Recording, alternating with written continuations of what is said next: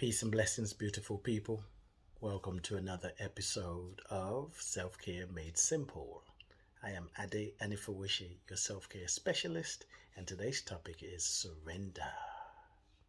Let's take a deep breath in, breathe out. Take another deep breath in and breathe out. Now, when you take this next deep breath in, and as you breathe out, I want you to surrender it all the best way you know how. Take a deep breath in.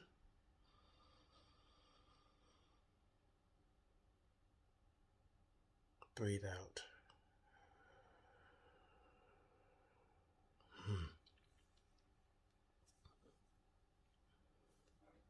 Self-care made simple is a pointer, a reminder of the part of you that is powerful. It is your capital S self. This capital S self is powerful. It is creative. It is invincible. It knows the way because it is the way. To really know that it is the way, to really know how your capital S self is powerful, you have to surrender.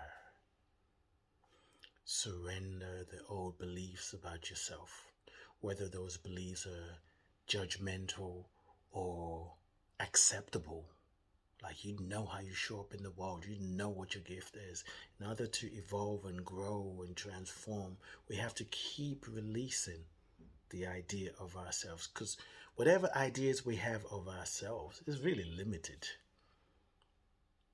And every day is an opportunity to learn something else. Surrender is not a giving up. I'm talking about spiritual surrender. It's where you recognize that your humanity and your spirituality, your spirit and your human are just two sides of the same coin. Your spiritual part is not better than your human part aspect. It's all the same. They go together. The left brain is not better than the right brain. A woman is not better than a man. The feminine energy is not better than the masculine energy. An adult is not better than a child. The darkness, the light, it's not better. They're just one thing happening. Without one, the other doesn't exist. Surrender is an invitation to give it up. To give up the old ideas. To give up the idea of saying, I want to present myself in a certain kind of way so I can be perceived in a certain kind of way. The minute you do that, you're not in alignment. Surrender is a spiritual practice. To remember to know that you're so much more.